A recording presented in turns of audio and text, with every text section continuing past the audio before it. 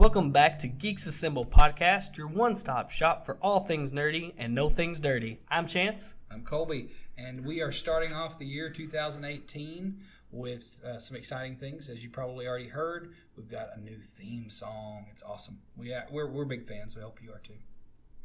Yeah, that was from Be Free Productions.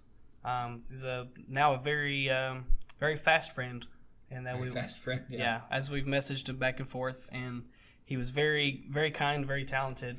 Very kind, very talented, but then very productive with good quality. I mean, we were very impressed with everything he did. Very fast turnarounds, and he was all doing everything like we asked him to, and made sure that the end product was ultimately what we asked for. And his turnaround was astounding. Yeah. So if you're looking for some quality, original theme music or just music work in general, you should definitely look him up. Definitely. But here we go. We're starting this new year. It's exciting. Exciting, yes. But we have thought about and discussed new ways that we could improve the cast and do just new things in general. And we have a close personal friend, mutual friend. He's actually been referenced on the podcast before. He has. But now you get to hear him. For your very own selves. So we decided to let him sit down with us and let him? Yeah, allow him to be here, to share the mic, to learn a little bit more about who he is and what he does, and maybe share some insight as to what it's like to do what he does. So, with no further introduction, Mark Eby. So, hello, Mr. Mark. Hello. I'm honored to be here. We are actually honored to have you on the podcast. Over the last, probably 5 or 6 months, we've kind of talked a little bit when the store opened, and we did some episodes about Tabletop. But you recently, now, I guess you could tell us, how far back have you been a tabletop enthusiast? I mean, let alone a retailer in whatever form. But just playing on serious card games, board games, how long do you think? Enthusiast, that's a pretty strong word there. I've been playing all my life, and really, if you think about it, I've technically been an enthusiast since I was like 8 when I was playing Scrabble and cribbage with my dad and grandmother. Mm-hmm. But that tailed off, and I dabbled in Magic and going to tournaments and stuff shortly after high school, and then that curtailed off for quite a while once, life hit. And then I would say we got back into gaming probably within the last 3 or 4 years. And then, started building up our board game collection again and seeing, all the different games that have been out since I had, disconnected from that world. And, it's just mind-boggling. It goes beyond the Walmart aisle of games. Oh, wow. So, yeah, definitely. But it's been an interesting ride. Well, we've kind of referenced it in episodes past, but if you're jumping in with this being a new year, you may be just jumping onto the podcast, and you may not have heard us talk in the past about it, but you opened the store, but you've been an online retailer before that, and still are selling online, but you opened Griffin Gaming in Hugo, Oklahoma. We said in August. In August of this year, or last year. Yeah, 2017. So here we are in January 2018. So for the past several months, you're getting to see it not just from the enthusiast level of people who anonymously buy games, but people who are regular patrons on a daily, if not weekly, but in many cases daily basis. Very much so. The relationships of the store, the tournaments that are held weekly. Just give us a little bit of insight into, I guess, maybe that change of knowing that there's a much larger world out there of people who like to play, but now seeing it on a local level and just seeing that enthusiasm that's just not grown from anywhere. I mean, from nowhere. It's been there, but to kind of just polish it and see it on a daily basis. What's that like? Well, it was actually quite a big shock because, like I said, I've been playing games for 3 to 4 years, so it's like I've been around them and learning about them and, just absorbing them and things like that. And when I opened the shop, just to realize that most people didn't know about these games, don't know anything beyond Monopoly and Risk and Life and things like that, unless they were Magic players. And of course, Magic the Gathering is like one of the largest games out there right now. But there was a local group that played at the library all the time, and I didn't know that nobody else knew about all of these other games and worlds out there. And so it's been a trick and a struggle to try to get people to realize, there's more out there than just, Monopoly and Magic. Well, while you bring up Magic, not to derail it off of, because I want to get back to more about the experiences, but of being a store owner, but seeing that Magic is in a realm all unto itself. I mean, you've kind of mentioned us before that. I mean, really, the store could be. I mean, most of your patronage revolves around Magic, but getting them to see that, like you said, there's more games than just Magic. What do you think the effect is of why Magic is, well, not just number one, but number one here, and really everywhere? But is it the game itself, or the fact that it's been sold in Walmarts and other stores where other games weren't? I think all of that is a contributing factor. Another one is it's been around forever. I say forever. 93. So this is its 25th anniversary, and I started playing it, in 93 and then stopped until 2017. So, I mean, I played it for 2 years. But so that being said, it's been out there for the longest. It has the most backing, and I think most board games are word of mouth. It's somebody gets interested in a game and you try to get your friends to play, and so when there's 2 or 3 people that really are into Magic, then, well, now they tell their friends, and then their play group enlarges and grows bigger. Whereas like with our play group, my local one at the house, it's like we never had a real single game that we focused on. We always were all about, just the experience of gaming, not playing a game. Kind of. Yeah. So that's the experience that I've seen is, trying to open eyes while at the same time providing what they want. Yeah. It's a balance, I'm sure. It is. But as far as Magic goes, do you think that the factors of maybe the pride people have in the decks they construct, the intricacies of just the gameplay? I mean, we could talk about Magic for a long time, but we could have a whole podcast on just Magic, a series of podcasts. But yeah, do you think though that is the central drive for patrons here, and really at most game stores? Because Chance and I, several months ago, we visited a store in Oklahoma City area. They following them on Facebook. Their store, while it appears different than here, runs very similar to here. And then seeing how other game stores work, Magic is like, if you pulled Magic out of it, I mean, it's not you that wouldn't exist. You wouldn't exist. I mean, it's just, and it's crazy to say that, but like you say, there's so much more to it than that. But it's just, there's so many ways I think in which people really, really love that game for so many different reasons. I think the draw is that every game is different. Well, all the decks can be different. There are countless different ways that you can create the decks.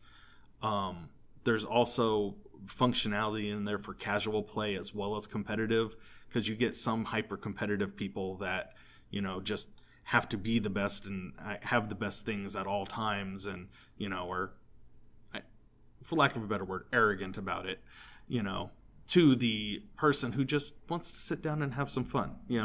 It doesn't matter if you necessarily win, but you just want to play a deck, have fun, and it covers the gambit. You can play with your little brother or sister at home, as well as also come to a tournament, competitive event, and just get rough and tumble and just go for the throat. Yeah. I like the pun intended. Yes, it was. But I mean, I guess there are some drawbacks too, because you talk about it casually, like just about anybody can get in and play. But I mean, there are the instances of if Colby built a deck right now out of just whatever cards he has access to and sat down with one of Charles's decks, he would get demolished. There's no way. Charles is a serious patron here at the store. Correct. But and that's true, but I guess it goes up to the point of choosing your opponent wisely, because you have to know people who aren't willing to just play casually. Like I have decks that can compete with Charles's, but there's no way I'd ever play them against a new player or somebody that had a new type of deck. So, but I would think that if you're going to actually play in tournament style, it costs, what would you say, roughly $50 to $100 to construct a typical deck that you would want to play, that you would actually play in an event, right? No, not even that much.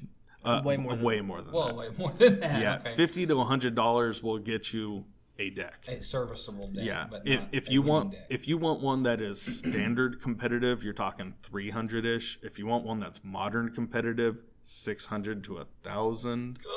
Gosh. If you want one that's legacy competitive, if we're talking about just, yeah, like tournaments outside, like regionals and we're talking high level tournaments, nationals and worlds and things like that. So now keep in mind, as I talk about Magic, I've observed Magic, I've played, I've got a couple starter decks. I mean that Chance picked up for me. Thank you for that, by the way. Sure. But as far as playing with them, I've played them on a few occasions, but I would not take me any further than casual. So to hear that someone can pay that much, there may be a lot of listeners that are like, wow. But you see the investment, why people love Magic in that, because there is that element of I've paid a ton of money to play the game. And there's also kind of, I don't want to say a smugness factor, but you can build budget decks. Like there's one that I'm building, which is an under $100 budget modern deck that should compete against a lot of the top tier ones. So being able to say, yeah, my $100 deck just took down your grand, there's a little bit of, There's something there that you can't get in other experiences. Exactly. And one of the other factors, and I guess I didn't think about this before, is one of the reasons why Magic is also as big as it isn't just the playability, it's the collectability. So you have people that want to build sets. You have people who want to, theme sets.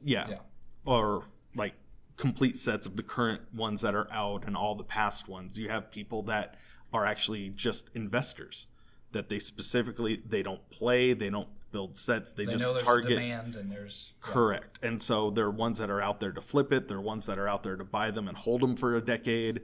There are so many different facets that it's really it like fits. Comics in that way. Exactly.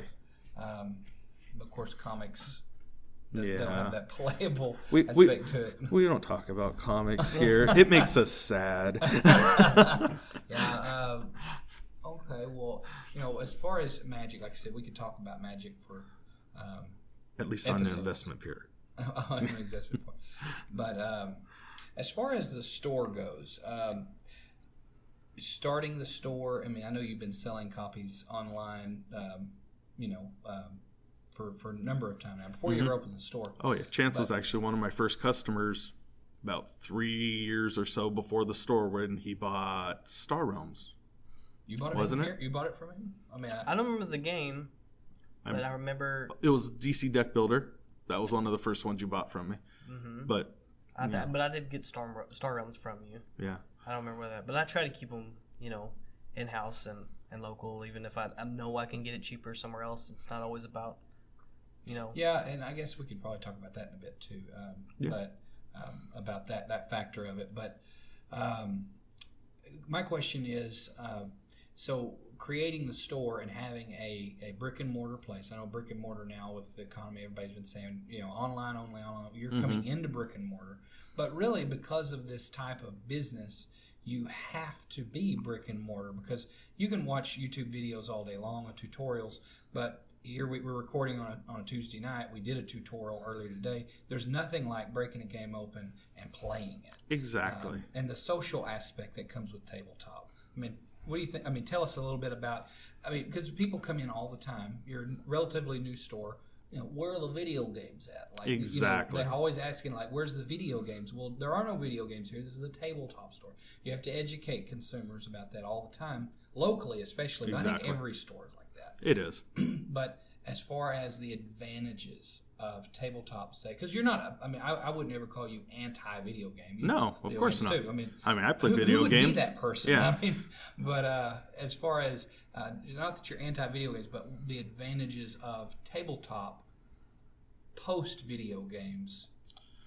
Well, because we're not post-video games, but we're not reacting to that because parents have been railing on video games for decades. Exactly. And, just like with everything else, not to derail it even further, but everything comes in waves. Comics were a high, comics were a low. Sports cards were a high, sports cards were a low. And it's all waves. And, back in the 80s, when I was a kid, the board games were the thing. Now, granted, there weren't a lot of video games. We still had an Atari, and, we played all over the Atari. And it was one of those things where it's like, but board games at that time were still a high. And then, it tailed off and now it's come back around where the wave has come back, but it's come back even stronger just because of all the different developers and the sheer amount of variety there. But I really forgot where the question was originally starting from. Well, as far as the tabletop, you said it comes the positives. Yes. Really, what the purpose of the store and why I wanted to bring the board games to the community is I felt, and seeing this working for the school district, that you see everybody that's just staring at their phone all the time. They're just in other words, virtual. Exactly. Yeah. Like, it's not that video games are necessarily bad. It's that because we're so digital and because we're so into our computers and our phones and all of our other things, we've, as a society, or especially as this generation, have lost the ability to be able to communicate to one another, to relate, to actually have calm discussions and problem solve. No table flipping. Exactly. One of my rules here. So it's board games build communication. They build problem solving, conflict resolution, because in every game, I don't know how long it's been since I've actually played a game where people didn't argue about what some rule was. Yeah. But in the end, you have to work it out and find a way through it. And seeing how, I guess for lack of a better word, disrespectful a lot of the online community or the youth. We won't even go into the internet trolls and the things they think they can get away with. But it's 14-year-olds on Xbox. Exactly. And it's one of those things where it's being able to see it and to mitigate it and to show people, no, this is how we do things, and show good sportsmanship. Sportsmanship isn't just in sports; it's in games. It's about respect. Being able to say, "Hey, good game. Congratulations for winning," and not being a sore loser or a poor winner. Those are all important things to be able to learn for life. We think it's like, oh, well, this is just for our youth, and who cares if, Johnny throws his helmet after a thing or flips the table. And it's like, well, what does that mean later on in life when, somebody calls him out at his job, or if something goes bad? They're all building blocks, and we have to realize that the earlier and the younger you are that you set the foundations, the more steady it's going to be later on. Yeah. So it's basically from what I'm hearing, it's more character building than anything else. The game is just kind of building. Yeah. It's just a medium for using things and building things that you'll use later on. It is. Making friends, getting to know friends and family better, and then building social and intimate skills that you relationship can use for other things. Yeah. It's all about. And something I can say from observations here at Griffin Gaming is that most beautiful thing that I've saw is that I've come in and I brought my daughter, and I brought I brought children into the store. Now, I know sometimes, some folks might slip a word out or whatever, but the beautiful thing about it is that whenever you're in here playing, that I can bring a game and a child in and sit down at a table and maybe even just offer, I'm going to start a game, and more or less complete strangers, because of the community aspect of it, can join in, connections can start, relationships can start. I mean, I guess conceivably that could happen online, but the whole face-to-face element is missing. It is.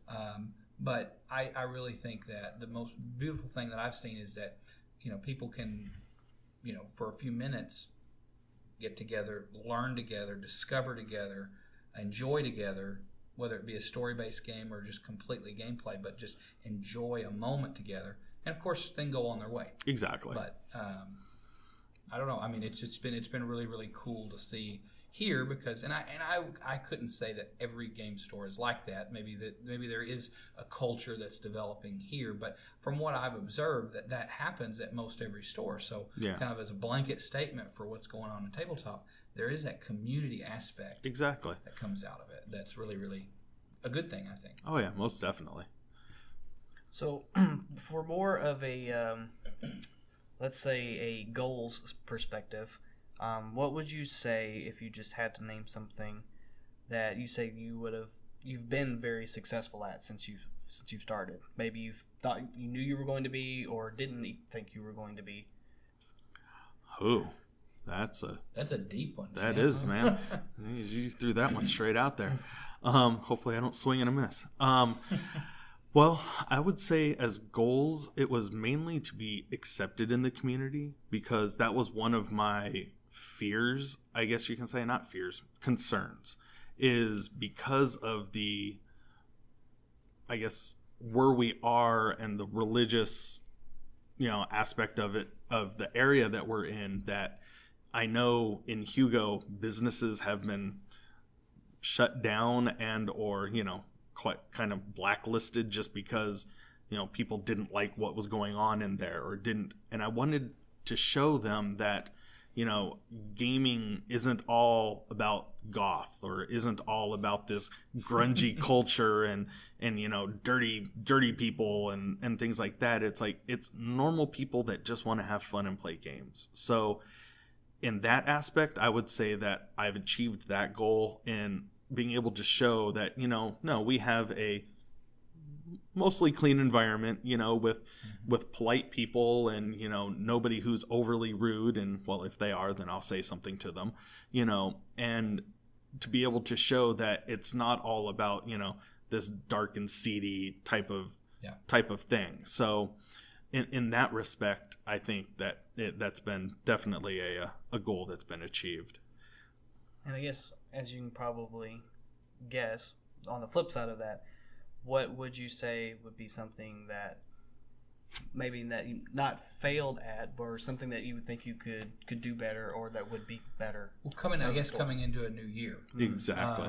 A goal, so to speak. Some new goals. Well, I would say the original envisionment I had of it was to be a more of an all access, not all access, but to be able to have a variety of stuff. And over the first 5 months, as we discussed before, it's very hard to not get pigeonholed into just Magic because it is 90% of the revenue of the place. But at the same time, I want to be able to still offer that and give everybody they want in that regard, but still I want it to be able to have more. Like, I want to be able to see open to new experiences. Exactly, to play more games, play different games. It's like, just because you play Magic, just because you play it and love it doesn't mean you can't also play, say, Netrunner and love it, or you can't play Bang Dice and love it. There are many different games out there that you don't have to just singleton yourself into, a corner. And so that's one of my goals, and that's why we have the tabletop tutorial now is on Tuesdays, so that we can show people, hey, these are other games, and I think they've been well received. I mean, at first it was just alliteration. Yeah. What? Exactly. Well, we got a clever day to do exactly. This, but nobody's here. But I've noticed there are more tonight, especially like you mentioned, Bang Dice. Mm-hmm. That's a game that I've seen on the shelf. I've never played before, but getting to play it tonight. I mean, everybody in that group had a good time. Exactly. Everybody had a good time. Exactly. Wants to buy it. And if they haven't already, they probably will. And That's the hope. That's the hope. But, Yeah. But, yeah. And part of that goes back to, it's like, what was my vision is I'm a gamer. I don't like any specific game. I just like gaming. Mm-hmm. Whether or not it's Magic or Netrunner. I mean, if you have a game, Even trivia. Yeah, I'll sit down and play it just because I enjoy it. I enjoy the experience. I enjoy the time that I get to spend with people, and yes, I enjoy the competition. It's never fun to lose. Everybody knows that. But that doesn't mean you can't have fun while losing. That's the important thing, is to realize that it's the journey, not necessarily the end. The end is just the cherry on top. If your sundae doesn't have a cherry, it still tasted pretty good.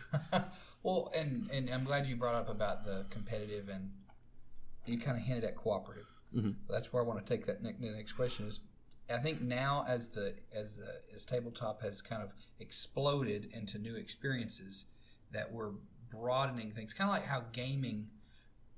We'll just look at the first major game, Pong. Mm-hmm.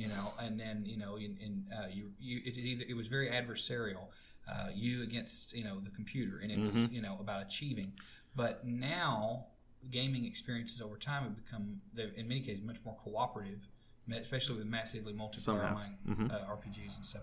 So now you have tabletop games that, if they're not created, they may have been created competitive, but now they offer variants to expansions, or maybe even a revamped version that is cooperative. Do you think that alone offers the industry to even blow up even more? Because I think there are some people, like you said, everybody's got to win, they got to lose, but there is this thread now of people that want to, let's work together, let's achieve something together. I don't know. I mean, what do you think? No, I mean, that's a definitely good point. I mean, there are a lot of cooperative games, and there are certain people that, when I know them and, get to know, and it's like, say, you know what, I think we'll play, let's say Pandemic, or we'll play Legendary, which are cooperative. We work together to go against the game, and try to beat it. And that in itself brings its own satisfaction. And I know that definitely appeals to a lot of people, because a lot of people don't like adversarial type of games. And so I think it's one of those genres that fits that demographic, and that's the beauty of tabletop gaming is no matter who you are and what you like, there's a game out there that you will love. Oh yeah, absolutely. I would agree with that 100%. It's just a matter of finding it. And that's what I'm here for. Yeah, I've heard that said about just a variety of different subjects. Don't be put off. There's something there for you. I mean, I'd say it was mostly untrue, but there's some things like games and other things that people basically treat them like ice cream. Everybody likes ice cream. You just got to find the flavor of ice cream you like.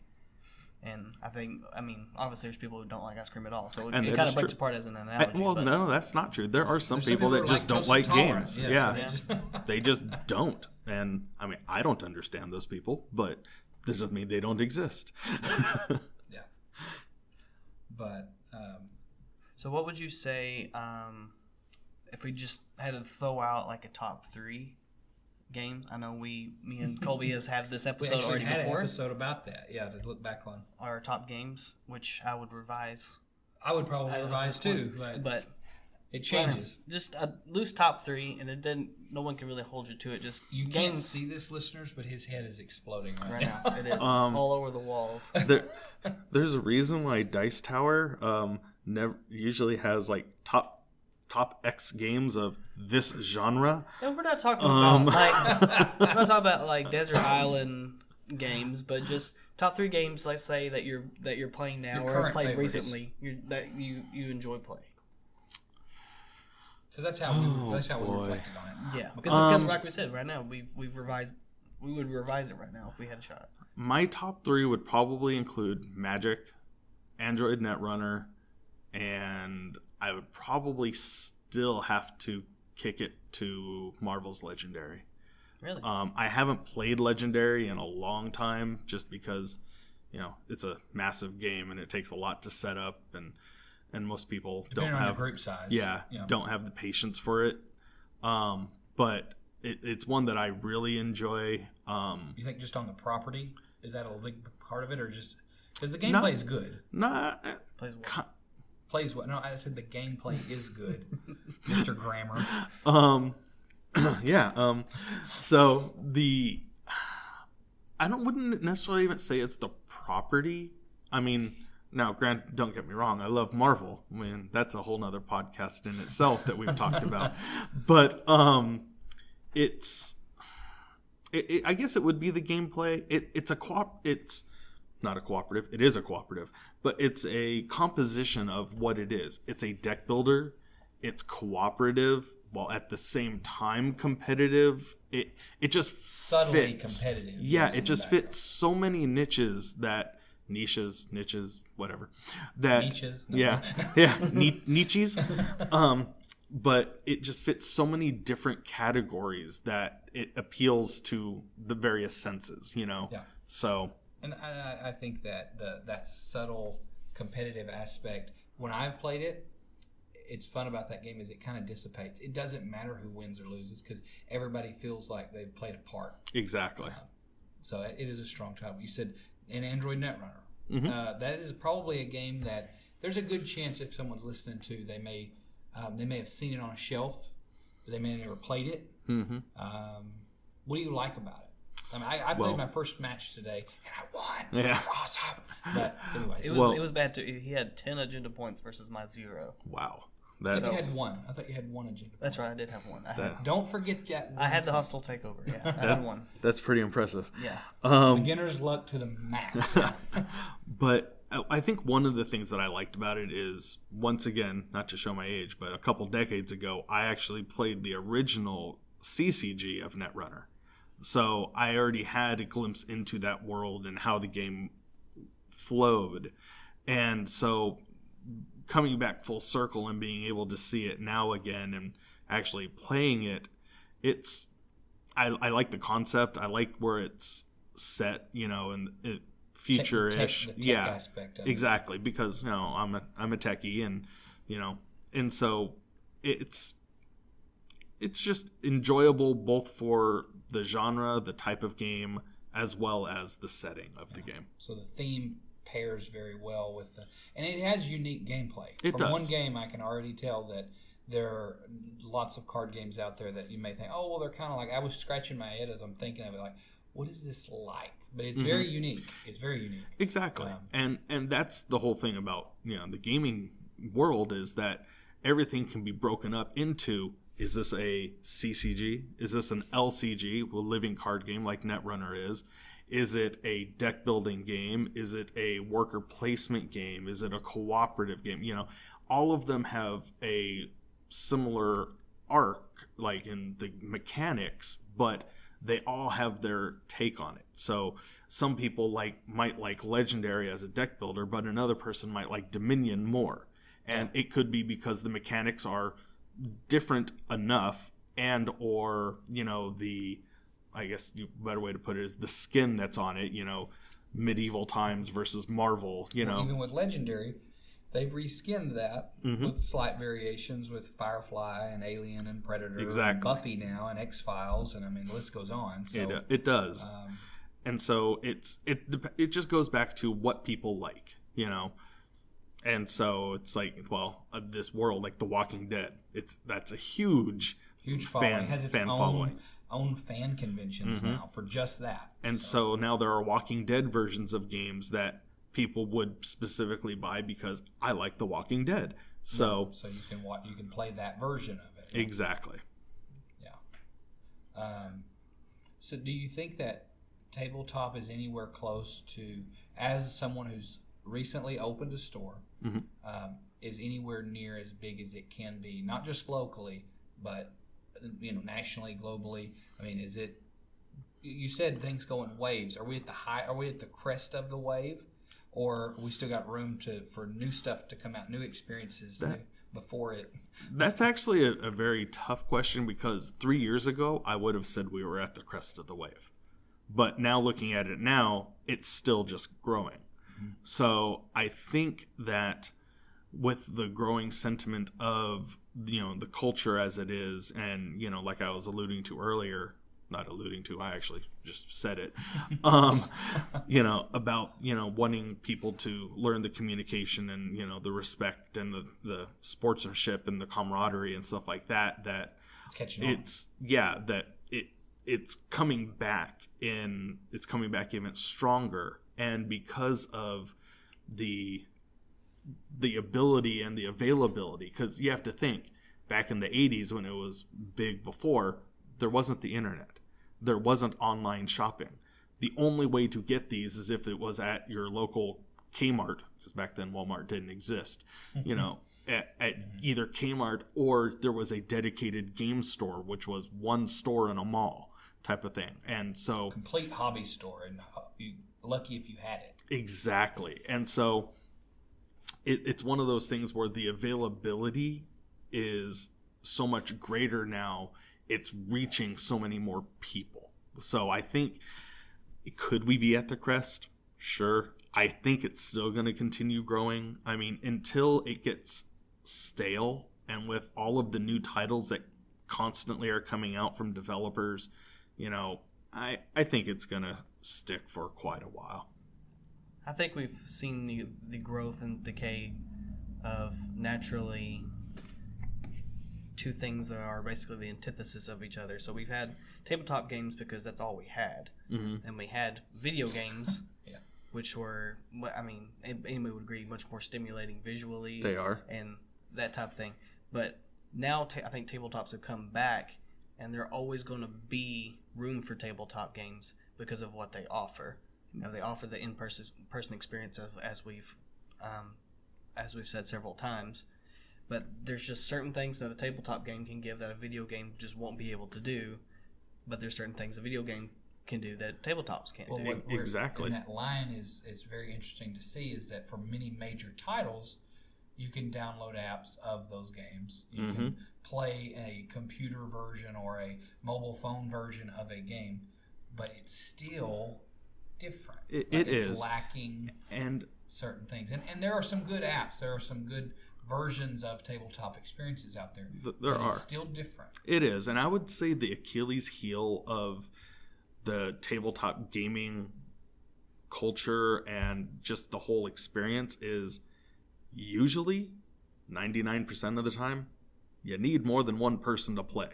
That is, with a video game, you can sit down, boot up your PlayStation, and just play your heart away. If you've got an internet connection now, you can play exactly whoever, wherever. So, with the few exceptions, because there are quite a few games that can be single player as well as multiplayer, that as a general rule you have to have other people to play with. Yeah. So in that aspect, that's the one thing that video games will always have over it.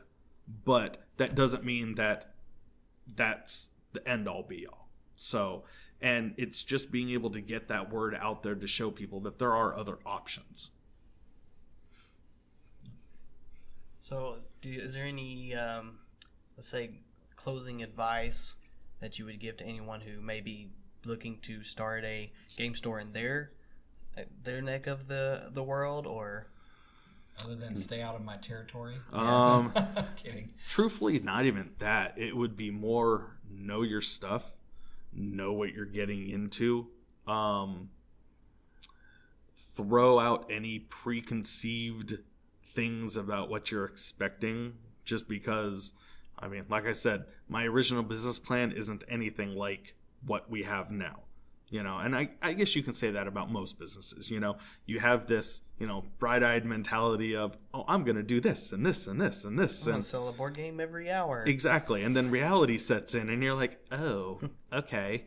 But you have to be outgoing. You have to be able to interact with the community. You have to be able to interact with the people that come in.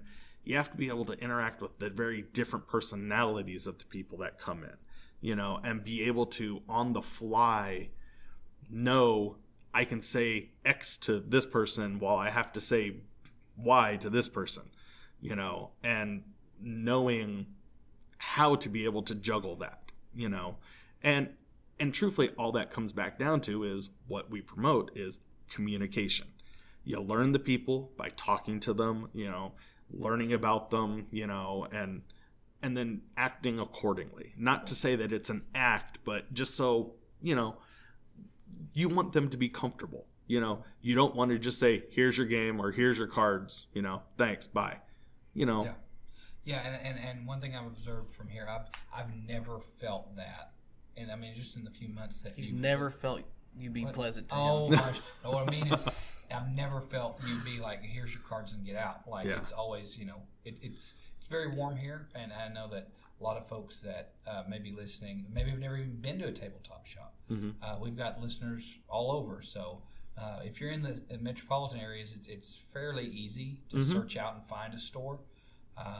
But being as this is a rural area, very unique. It is here where we're at, and even looking beyond just our city limits and the short drives to other places, even towns where you might expect it, they don't have one yet, but we do in a small town. So it's really interesting to see, but then to see how it's inviting. I mean, and do a very good job of that in the time you've had so far. So I appreciate that. Yeah, we both appreciate it. I appreciate that you appreciate it. This is the Mutual Appreciation Society. Well, do you have any other questions you're thinking?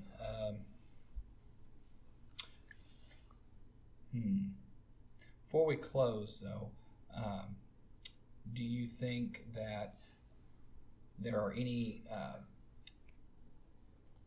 games that haven't that you get like an inside look into like what might be coming down the line, or do you find out just like we do? No, I actually have a subscription to Game Trade magazine where I do see, games before they're actually released and things like that, and to see what is coming down the pipeline. It all goes back to what we were talking about earlier of the 90% of the business going to Magic. So you're hesitant as a small business in rural Hugo to really that just go after something and stock up. $100 miss on a game hurts, and so if you go out and buy a game or buy like 3 or 4 copies of it and it just sits on the shelf, that's money that could have been used on something else. But at the same time, you can't not carry other things for that person that was looking for it. So it's a very fine balancing act. And so there are games that I look at and I try to get in and things like that to show. And that's what we're going to be using the tutorial Tuesdays on, is to be able to show those things, and just get the word out. So where can we find you online? Because like we said, you have an online presence. So if someone wanted to order something from you specifically instead of Amazon or Target, whatever. Right now, you'd have to just contact me on Facebook. Our store has an online presence there at facebook.com/Griffin Gaming Hugo, and that's Griffin with an O, not an I. And from there, just send a message and do that. We don't necessarily have a retail like on e-commerce site up at the moment, just because, well, that's a whole nother level of headache that it's something that we will probably go to at some point, but it takes, it's not necessary right now. Yeah, it takes time and energy, and everybody that would end up ordering from me online would find a cheaper price elsewhere. I mean, I have to be honest about that, just like I'm honest with the customers that come in. Every single product in this store you can probably find cheaper online. That's with not just this industry, it's with that basically exactly anything you could buy. And if you're going to shop local. Exactly. And the caveat to that is I provide an experience that Amazon or Target can't. I agree with that. I mean, you can try out a game here before you buy it. You can rent a game here and just play it with friends. You can see it demoed, and yes, you can watch demos online too, but you can ask somebody and I can guide you in the way that you want to go. And I'm hoping that people realize that and understand that the extra expense comes from the fact that you have to keep the lights on. You have to pay the rent that Amazon doesn't. Yeah. You know, so it's you get what you pay for. If you want impersonal, you go to Amazon. If you want personal, you come to me.